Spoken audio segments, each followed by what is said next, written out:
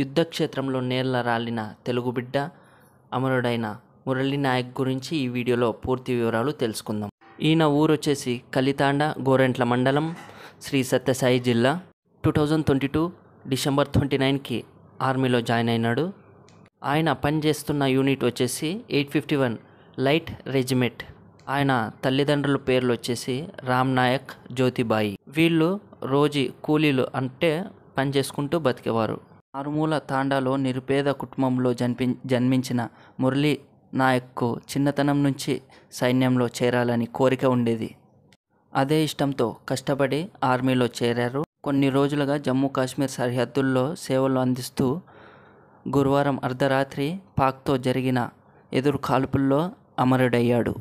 మురళీకి చిన్నతనం నుంచి దేశంపైన భక్తి ఎక్కువని, అందుకే రైల్వేలో వచ్చిన ఉద్యోగం కూడా వదిలి ఆర్మీలో జాయిన్ అయినాడని గ్రామస్తులు, బంధువులు తెలిపారు. 2022 డిసెంబర్ గుంటూరులో జరిగిన అగ్నివీర్లో సెలెక్ట్ అయ్యాడు.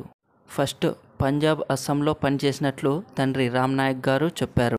2.5 సంవత్సరాలు సర్వీస్ పూర్తి కావడంతో మరో 1.5 సంవత్సరం అగ్రిమెంట్ పూర్తి చేసుకొని వస్తాడని కలలు కంటున్న తల్లిదండ్రులకు మురళీ వీరమరణం గురించి తెలిసి దుఃఖంలో మునిగిపోయారు.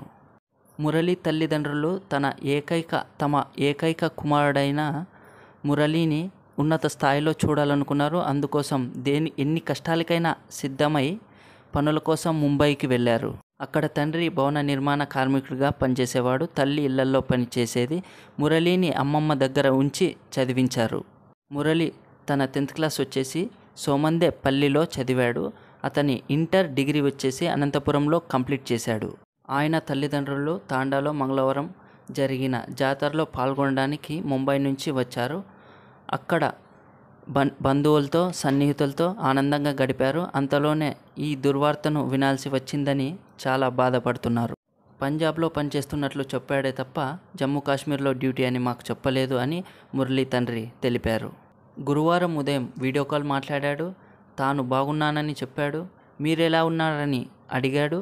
కాకపోతే అంతలోనే ఈ దుర్వార్తను వినాల్సి వచ్చిందని, గారాబంగా పెంచుకున్న కుమారుడికి పెళ్లి చేయాలనే ఆలోచనతో ఈ మధ్యనే కొత్తగా ఇల్లు కట్టుకున్నారు. ఇప్పుడు ఆయనే చనిపోయిన తర్వాత మేము ఎవరి కోసం బతకాలి అని తల్లిదండ్రులు కన్నీళ్లలో మునిగిపోయారు. మురళీ నాయక్ బాడీ కలితాండకు శనివారం చేరనుందని అధికారులు పేర్కొన్నారు. అదే రోజు అధికార లాంఛనాలతో అంత్యక్రియలు నిర్వహించనున్నారు.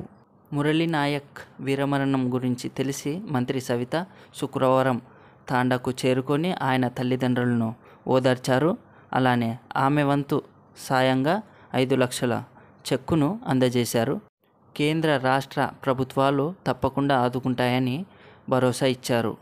తండ్రి కోరిక మేరకు యువతకు ఇన్స్పిరేషన్ ఇచ్చేలా తాండాలోని వారి సొంత పొలంలో విగ్రహం ఏర్పాటు చేస్తామని తెలిపారు.